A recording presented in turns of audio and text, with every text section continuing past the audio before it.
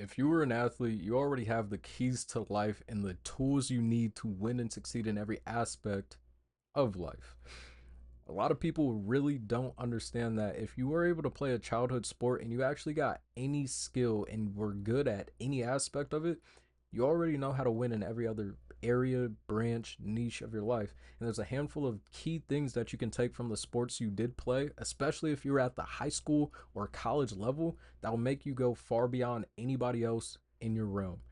And so today I'm going to teach you about how I learned to take success principles from sports and implement them into life because it's all connected.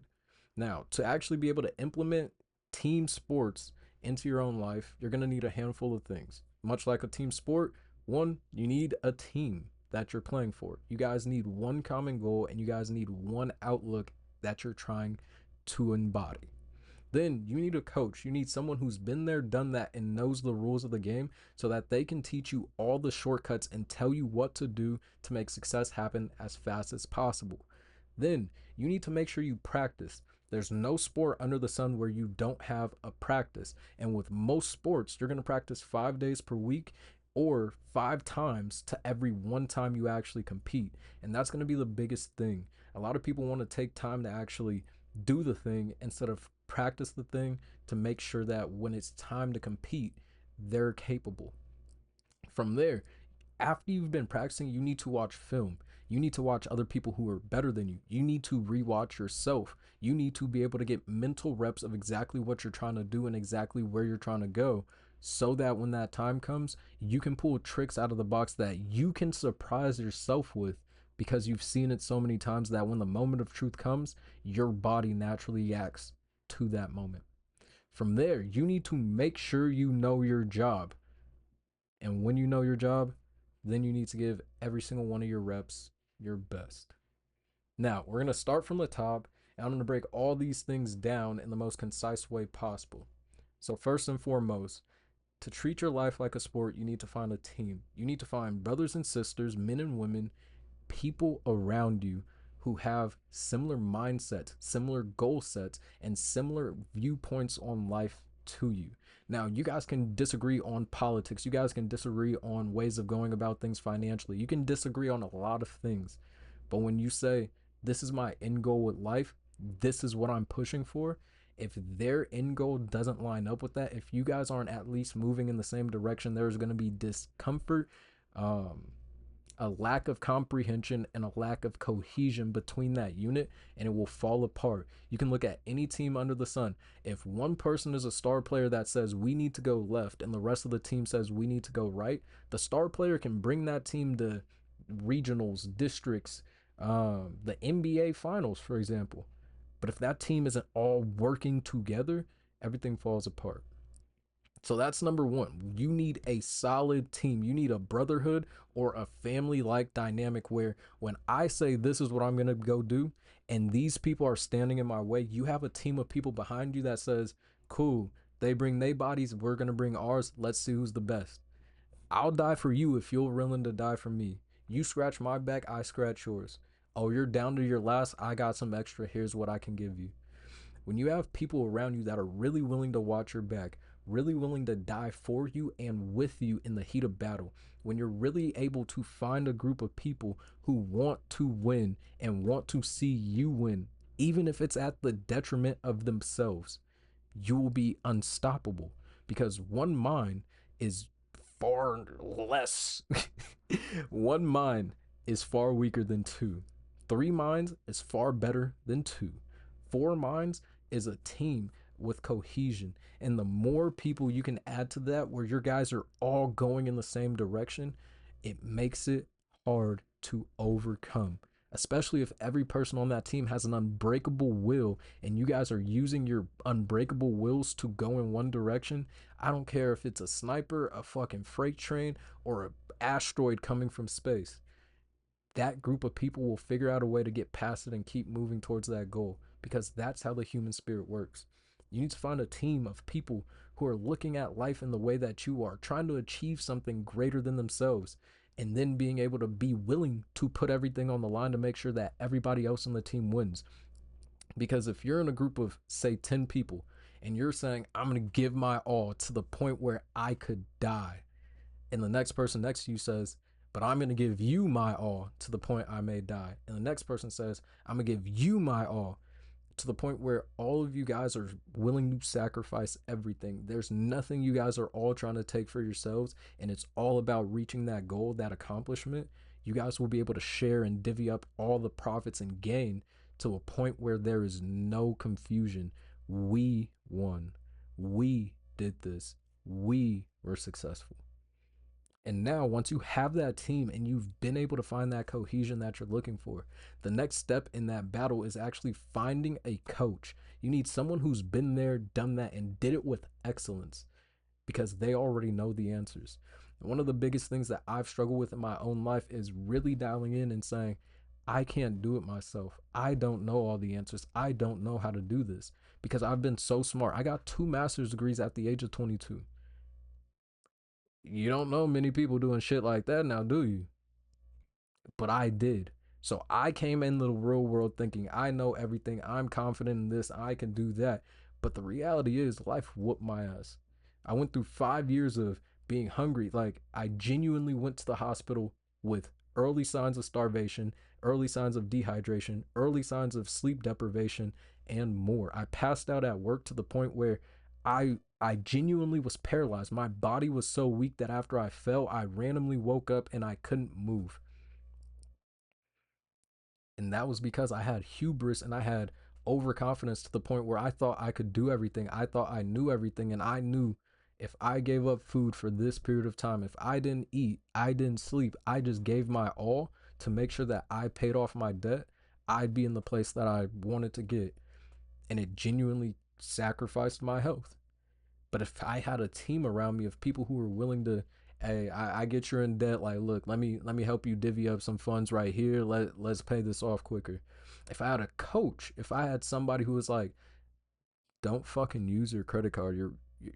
Bro, do you have the money to pay that back right now? No? Okay, cool. Sit your ass down. You don't need it. I would be in a far different place in life. And I had to go through a lot of things. I had to go through a lot of discomfort, a lot of pain, a lot of hardship that if I really would have just sat down, shut up, and listened, I would be able to actually have done better for myself, gone farther, and been able to accomplish so much more. And so in this period of my life, I'm actually looking for a coach to the point where, one, I actually am a coach, which is the funniest thing. This is where some of this stems from. I have a specific client named Malcolm, and he's an ex-army guy, but he is amazing. He's a glorious man. I love this guy with all my heart. First day, he comes in, we're going through a workout, and he kind of just seemed like it was like, oh, just another personal training session. It wasn't really anything special. But he was kind of telling me the way he goes about things and how he had experienced working with another personal trainer. And I was like, okay, cool, I get that. Well, that second day, I was like, all right, it's time for me to actually take over and let me teach you how I go about things. You want to be a bodybuilder? So we got to go to failure. So I'm going to teach you what real failure looks like. And we start out with doing squats. He has a little bit of problems in his back, but I was like, okay, cool. We'll transition. We're going to do hack squat instead of regular squats. So he gets on hack squats. He puts 225 on or 220, 245 pound plates on each side, and he gets under. And I'm like, so our goal is to shoot for 8 to 12 reps. If you hit 8, that means it's too heavy. If you hit 12, that means it was too light. And so he goes through, he gets to 12, and I'm like, that's too light, keep going. He gets to 15. I'm like, that's still too light, keep going. He gets to 19. Now he's really struggling. He's grinding through reps. And I'm like, keep going. And I think he got to like 22 and he got up. And I was like, perfect. But since I was so light, we're going to throw on some more weight. And he was like, wait, what? And I was like, yeah, that was just your first set. Like, we got two more. And I say all this to say, when it comes to working out with Malcolm, he's the type to where if I say do this, he doesn't care what it is. He trusts me wholeheartedly. And though he hasn't lost the most weight, new muscle groups are starting to show. He's coming home and his wife is giving him compliments in a way that he just hadn't experienced working with another personal trainer. And he's like, dude, when you go off to the military, like, we're gonna have to work something out so that you can continue to work with me because I need your coaching. I understand where I'm getting, I'm understanding how much you're pushing me, I'm understanding how much you can help me. And him being so forward and so blunt and so desirous for a coach really made me realize, like, if I get a coach for myself, if I actually put myself in a humbled position and say, you tell me what to do, you tell me the answer, and I'm gonna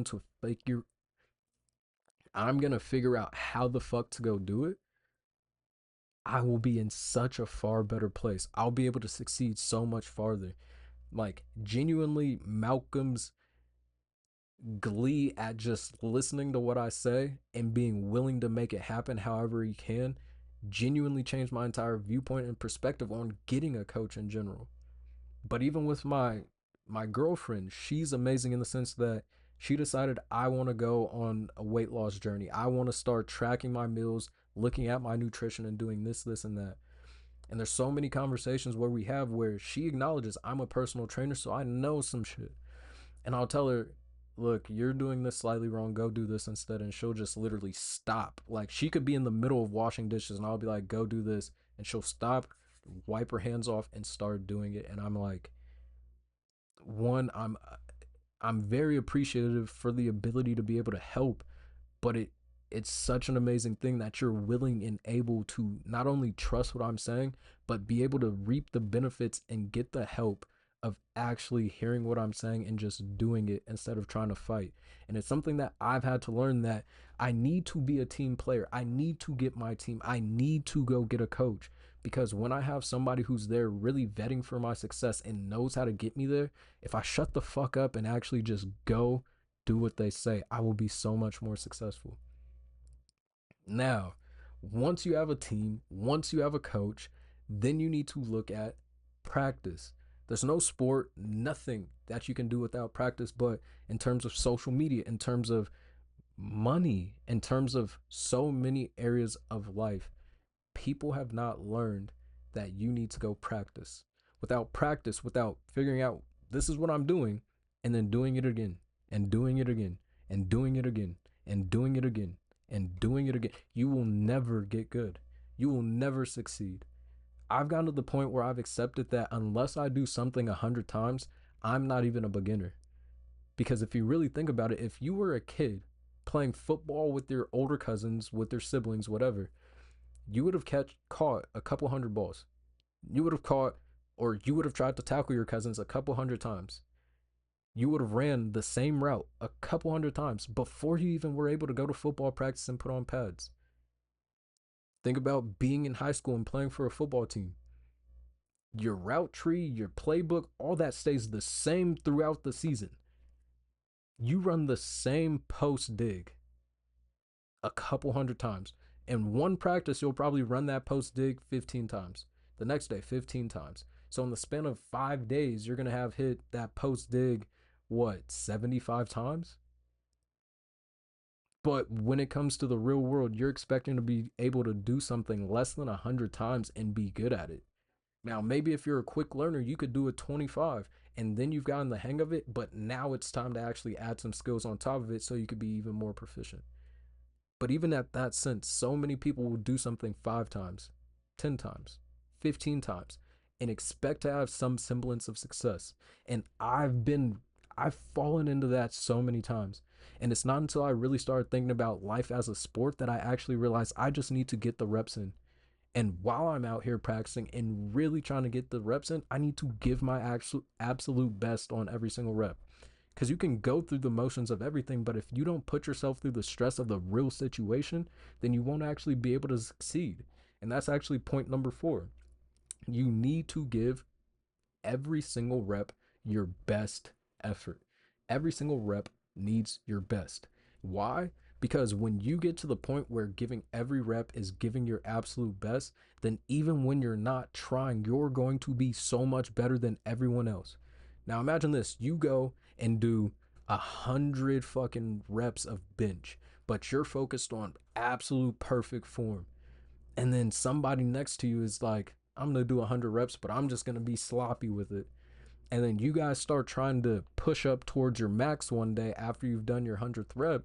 And for you, all you know is perfect form, good balance, explode through. You're going to follow all those mechanical things once it's time for the real deal. Versus them, they'll just do whatever they've been doing, which is inconsistent, awkward, throwing weight around type of pushes.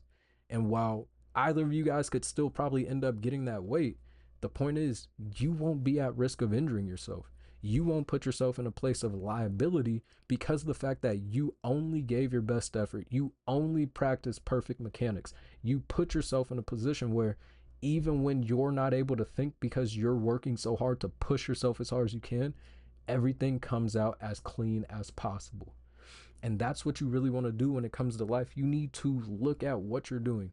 You need to give your best effort and give your best effort for reps after rep after rep after rep. You need to push yourself for so long, so hard while giving your absolute best that even when you're not trying, even when something unexpected happens, you're able to react with quality. And that's something that I've been really struggling with. Even in terms of these videos, I'm understanding that because of how I've pushed myself. I've been a chill guy my entire life. I never really practiced. I never really had to study. And so actually learning, actually practicing most things, it's a struggle for me because most things just come very natural. And so actually being able to say, okay, with this workout, I'm going to give my best effort, my cleanest reps, it's a challenge. When it comes to YouTube, saying I'm going to put my best foot forward, speak as best as I can, really look at the camera, really make this video look this way, I can't because I haven't practiced it and I haven't given my best. And so that is what you need to work on. That's number 4. Number 5 is you need to watch film. Now, if you play football, if you play basketball, I'm assuming even volleyball, but the vast majority of sports, you're going to watch film. And the reason is because you can start to notice what you're doing wrong, what you're doing right, things that other people are doing. You don't want to just watch your own film. You want to go out and watch your competition. What are they doing good? How did they do it? So that when it's time to come compete and you're face to face with a person who is extremely competent and extremely capable, you'll see what they're doing as they're starting to make those moves. For example, LeBron ended up watching so much films on teams that he would be able to literally tell his teammates, go to this area. If this guy moves right here, cut behind him because he leaves that gap open. You can listen to J.R. Smith actually talk about it. He's talked about how LeBron watched so much film and LeBron was so intelligent, he could literally say, if you do this and you go here and they do that, then I'm going to throw it like this. All you have to do is run to where I'm throwing it. You'll catch it, pull a 3, and we'll get buckets every time. And then his teammates would actually do it. They would have faith in him and believe in him so much, they would just do it and just be like, dude, how did you know this? And it came from him watching film.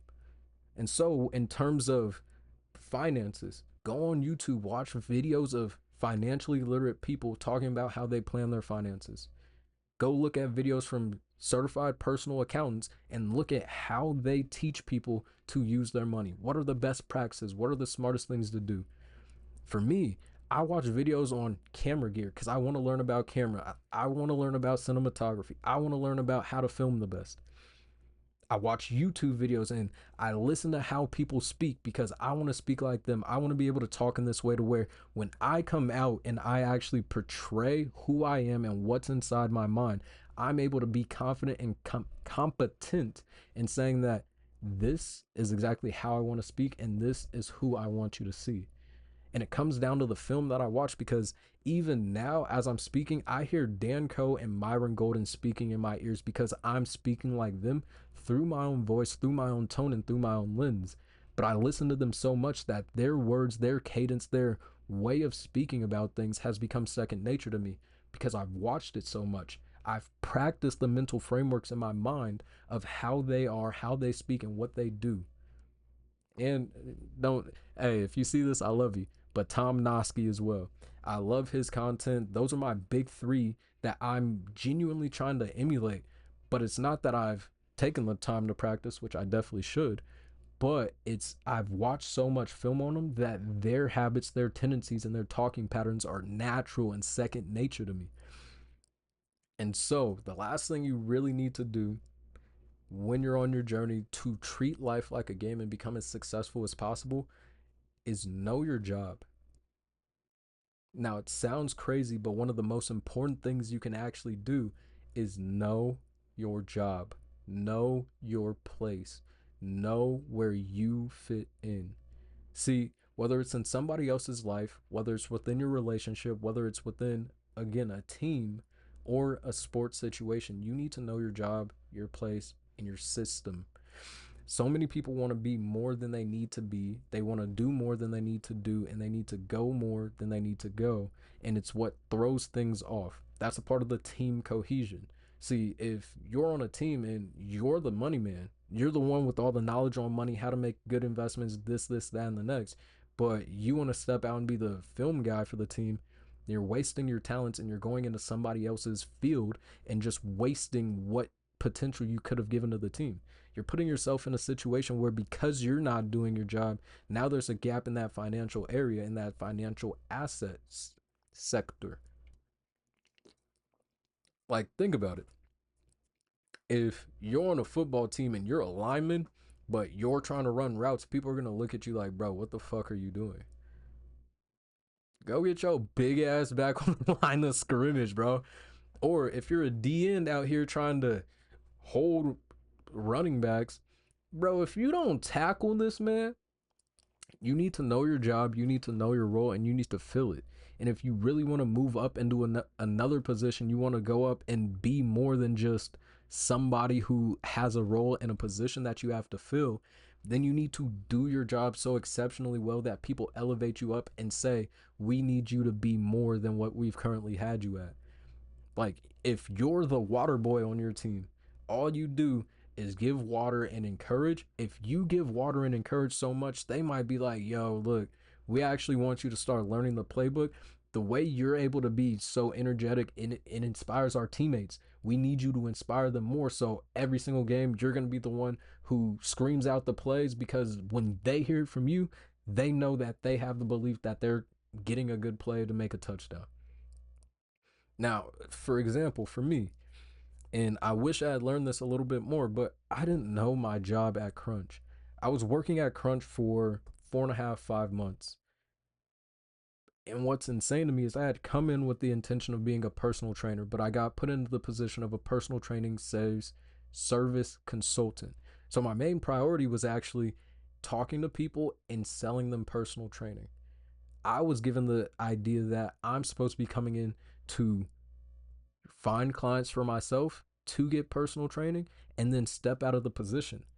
Now, the reason I said I didn't know my job is because of the fact, one, it took me 4 months to realize that I'm actually a part of management.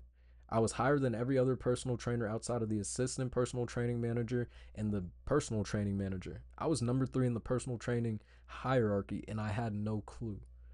But then there were different times where the managing partner at my gym would be like, hey, I noticed you haven't been doing this. Why aren't you doing this? And I was like, that's not my job. And she'd be like, actually, no, this is your job. What do you mean this isn't your job? And I'd be like, nobody trained me on that. Nobody told me that. I don't see it in my job description what's going on.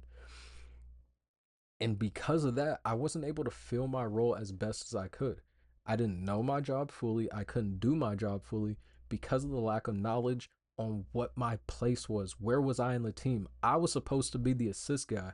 If I'm on the court, I'm Kyrie mixing up the clients and then passing them to a personal trainer so that that personal trainer could actually train them. I was thinking I was the PT. I thought I was the person coming in saying, huh, I'm going to dunk it. You feel me? And so it put me in a position where when things came down to it, I was feeling undervalued and my job was feeling as if I was underperforming. And it's because we didn't have a meeting of the minds where on this team, with these people as my coaches and this specific playbook, this is my role. And because of that lack of cohesion, it put me in a situation where I ended up stepping down from the position and now all I do is personal train. And I do that well. I have clients who are like, once you go off to the Air Force, I will still pay you to be able to work with you. I want you to continue to train me because I love how you're teaching me. I love what you're doing, and I'll be able to make it happen however we have to. But when it came to my old position, when it came to my old playbook, I was not tuned in and I couldn't accomplish what I needed to. And that stopped me from being the best I could possibly be. And so I want you to really start dialing in and looking at how to make your life a sport and learn the tips, the tools, the tricks of being an athlete and implement it into every area of your life. Because if you can do that, you'll win at anything you want to do. Now, I love you guys. Thank you so much for watching this video, and hopefully you learn how to play this life game like a sport. Now, come join the Banks team, hit that follow button, subscribe, stay smart, stay safe. I love you, and I'll catch you in the next video.